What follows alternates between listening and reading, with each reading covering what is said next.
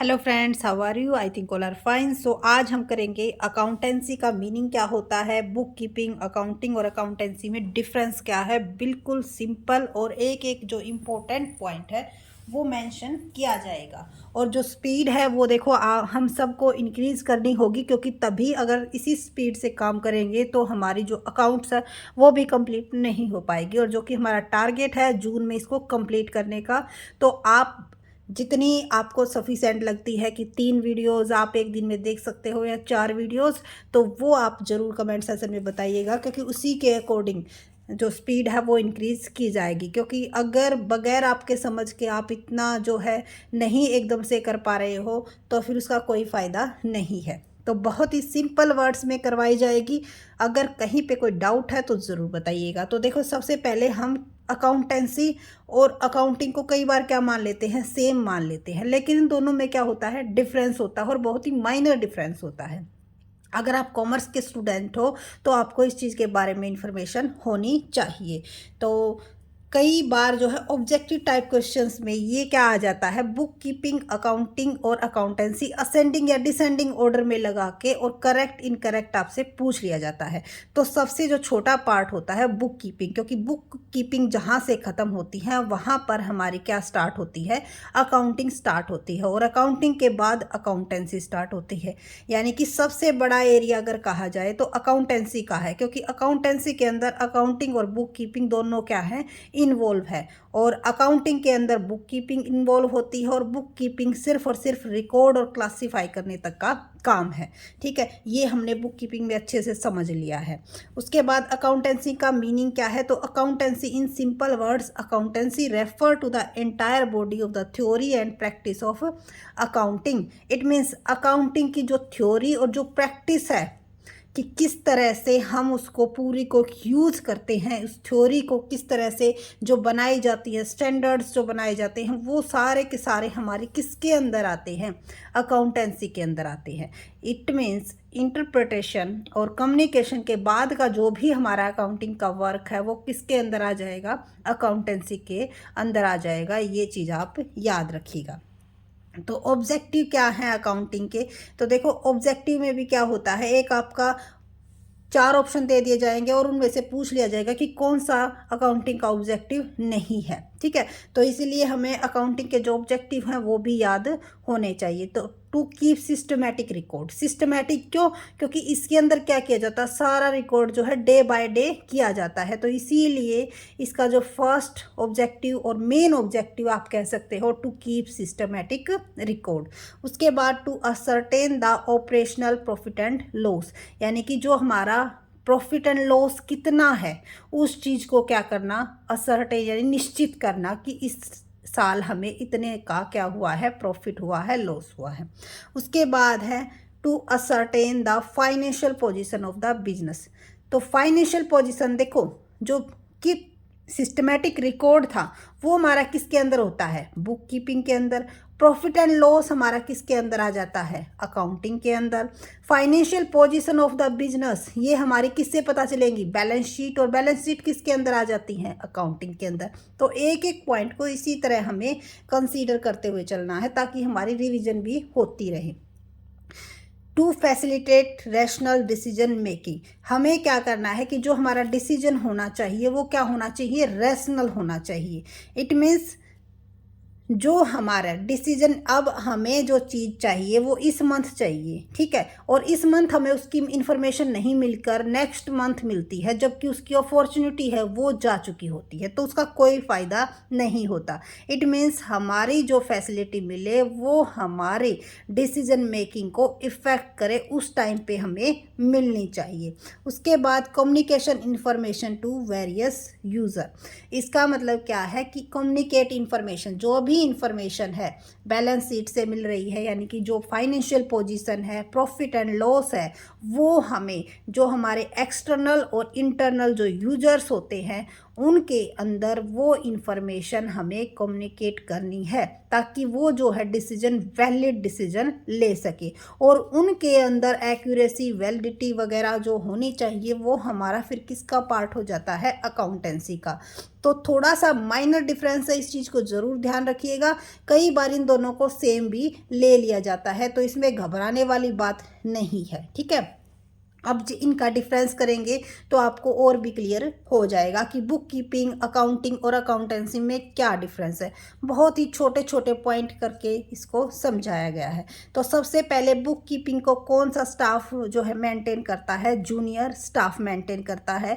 Accounting होता है उसको सीनियर स्टाफ यानी कि जो अकाउंटेंट है वो उसको क्या करते हैं, मेंटेन करते हैं। अकाउंटेंट बुक कीपर और अकाउंटिंग दोनों का काम कर सकते हैं, लेकिन जो बुक कीपर होते हैं, क्योंकि अकाउंटेंट का जो लेवल होता है वो हाई होता है इसके मुकाबले, तो बुक कीपर अकाउंट का काम अगर करवाया जाएगा तो वो उसमें करने में सफिशेंट नहीं होगा, क्योंकि इसके लिए स्पेशल नॉलेज की रिक्वायरमेंट है। लेकिन अगर एक अकाउंटेंट बुक कीपर नहीं है तो उसकी अब्सेंस में उसका काम कर सकता है, क्योंकि इससे ज़्यादा इसको नॉलेज है।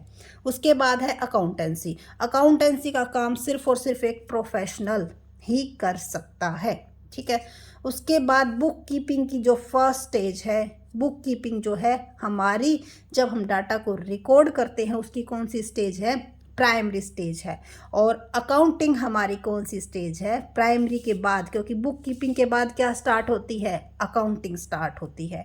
और अकाउंटेंसी जैसा कि हमने पहले ही बताया था कि इसके अंदर इन दोनों चीज़ों को ही क्या किया जाता है, इन्वॉल्व किया जाता है। इट मीन्स जो हमारी अकाउंटेंसी है, बुक कीपिंग और अकाउंटिंग दोनों की क्या है, कंप्लीट प्रोसेस है। उसके बाद है रिकॉर्डिंग। बुक कीपिंग के अंदर क्या रिकॉर्ड किया जाता है, डे टू डे ट्रांजैक्शन, हर रोज की जो ट्रांजैक्शन है वो रिकॉर्ड किसके अंदर की जाती है, बुक कीपिंग के अंदर की जाती हैं। लेकिन अकाउंटिंग जो है वो किसके ऊपर बेस होती है, क्योंकि जो ट्रांजैक्शन होती है उन्हीं के बेस पर हम क्या बनाते हैं, प्रॉफिट एंड लॉस अकाउंट बनाते हैं, उन्हीं के बेस पर हम क्या बनाते हैं, बैलेंस शीट बनाते हैं, ठीक है। तो हमारी अकाउंटिंग किसके ऊपर बेस हो गई, बुक कीपिंग के ऊपर बेस हो गई। और जो हमारी अकाउंटेंसी है ये क्या करती है, हमें हेल्पफुल करती है डिसीजन मेकिंग में। तो अकाउंटेंसी किस में हेल्प करेगी, हमारी डिसीजन मेकिंग में, क्योंकि उसी के बेस पर हम क्या ले सकेंगे, डिसीजन ले सकेंगे। उसके बाद है इसकी प्रोसेस, और जो कि बहुत ही इम्पोर्टेंट है और लगभग हर बार हर एग्ज़ाम में, चाहे आप पीजीटी का दो चाहे आप नेट का दो, हर एक में पूछी जाती है। ये वैसे मैंने बुक कीपिंग में भी करवाया था कि सबसे पहले हम क्या करेंगे, आइडेंटिफिकेशन करेंगे, उसके बाद क्या करेंगे, रिकॉर्डिंग करेंगे, और फिर उस डाटा को क्या करेंगे, क्लासीफाई किया जाता है। रिकॉर्डिंग हम किस में करते हैं, जर्नल और सब्सिडरी बुक में करते हैं। क्लासिफिकेशन हम किस में करते हैं, हमारी लेजर्स यानी कि जो अकाउंट्स बनाए जाते हैं वो क्या होते हैं, हमारा क्लासिफिकेशन करना। उसके बाद इसके बाद जो प्रोसेस स्टार्ट होती है समराइजिंग, इसका मतलब क्या होता है, जो हम ट्रायल बैलेंस बनाते हैं, प्रॉफिट एंड लॉस अकाउंट बनाते हैं, बैलेंस शीट बनाते हैं, वो सारा हमारा किसका पार्ट है, अकाउंटिंग का पार्ट है, यानी समराइजिंग, इंटरप्रिटेशन एंड कम्युनिकेशन, ठीक है। उसके बाद जो अकाउंटेंसी है वो किसके बाद स्टार्ट होती है, अकाउंटिंग के बाद, यानी कि it refers to the entire body of the theory and practice of accounting, यानी कि अकाउंटिंग की जो थ्योरी है उसको जब हम अपने क्या करते हैं, डिसीजन मेकिंग में जब उसके यूज़ करते हैं, उसके बेस पर हम डिसीजन लेते हैं, तो वो हमारा किसके अंदर आ जाता है, अकाउंटेंसी के अंदर आ जाता है। तो आज इस वीडियो में हमने क्या समझा, अकाउंटेंसी का मतलब क्या होता है। तो अकाउंटेंसी का मतलब क्या होता है, accountancy refer to entire body of theory and practice of accounting. It means उसको जो हम डिसीजन मेकिंग में यूज़ करते हैं किसको, अकाउंटिंग को, तो उसी को क्या बोलते हैं, अकाउंटेंसी बोलते हैं।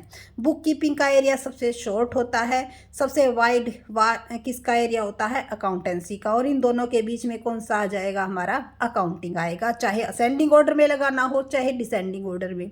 अकाउंटिंग हमारा हमेशा क्या रहेगा, बीच में रहेगा। ऑब्जेक्टिव क्या क्या है भाई, सिस्टमेटिक रिकॉर्ड हो जाता है, प्रॉफिट एंड लॉस का पता चल जाता है, बैलेंस शीट फाइनेंशियल पोजीशन का पता लग जाता है, डिसीजन लेने में हेल्पफुल रहती है, कम्युनिकेशन में हेल्पफुल रहती है। और जो इनके बीच में डिफरेंस है वो भी आपका करवा ही दिया है, बुक कीपिंग जूनियर स्टाफ के द्वारा, अकाउंटिंग सीनियर स्टाफ के द्वारा, और अकाउंटेंसी सिर्फ वही वर्क कर सकते हैं जो कि प्रोफेशनल होते हैं।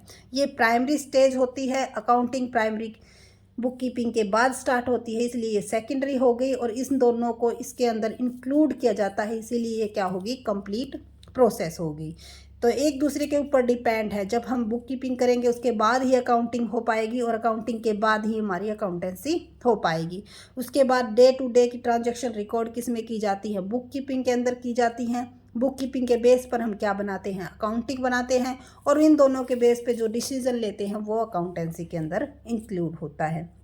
उसके बाद जो प्रोसेस है ये भी इम्पोर्टेंट है, इसको भी रिवाइज कर लेते हैं। तो देखो ये वीडियो देखने के बाद आपकी रिवीजन भी साथ साथ हो रही है। आइडेंटिफिकेशन, रिकॉर्डिंग एंड क्लासिफिकेशन ये प्रोसेस हो गई। अकाउंटिंग की summarising, interpretation and communication include होता है। और इन दोनों चीज़ों का यूज करके जब हम डिसीजन लेते हैं, उसको प्रैक्टिकल में लेके आते हैं, वो हमारा किसका पार्ट होता है, अकाउंटेंसी का पार्ट होता है। तो रिवीजन भी करवा दी। अब आपको इस वीडियो को देखने के बाद आई थिंक कोई प्रॉब्लम आपको नहीं आएगी इस टॉपिक में, और अगर कोई भी प्रॉब्लम आती है तो आप कमेंट सेशन में पूछ सकते हो। बिल्कुल बेसिक से स्टार्ट करने का यही मकसद है, क्योंकि अगर बच्चों का बेसिक्स क्लियर नहीं होता तो उनको एडवांस समझने में बहुत ही ज़्यादा प्रॉब्लम आती है। तो बेसिक से एडवांस की तरफ लेके जाया जाएगा, लेकिन उसके लिए आपको बेसिक्स आपका क्लियर होना ज़रूरी है। So thank you so much. Video अच्छी लगी तो लाइक, शेयर एंड सब्सक्राइब करना न भूलें, और ज़्यादा से ज़्यादा ग्रुप में आप अपने फ्रेंड्स को ऐड कीजिएगा, ताकि हमें भी मोटिवेशन मिले और जो हमारी प्रिपरेशन है वो काफ़ी अच्छे से हो पाए। So thank you so much. क्योंकि जितने ज़्यादा क्वेश्चन अराइज होंगे उतनी ही ज़्यादा आपको वीडियोज़ मिलेंगी और आपके लिए हेल्पफुल रहेंगी, आपकी नॉलेज में भी इम्प्रूवमेंट होगा। So thank you. और प्लीज़ ज़्यादा से ज़्यादा ग्रुप में जोड़िए, और जो जितना हो सके जो आप टीच करते हो उसमें जो भी आपके क्वेश्चन निकलते हैं वो आप ज़रूर टेलीग्राम पे कमेंट सेक्शन में ज़रूर लिखिएगा। So thank you again.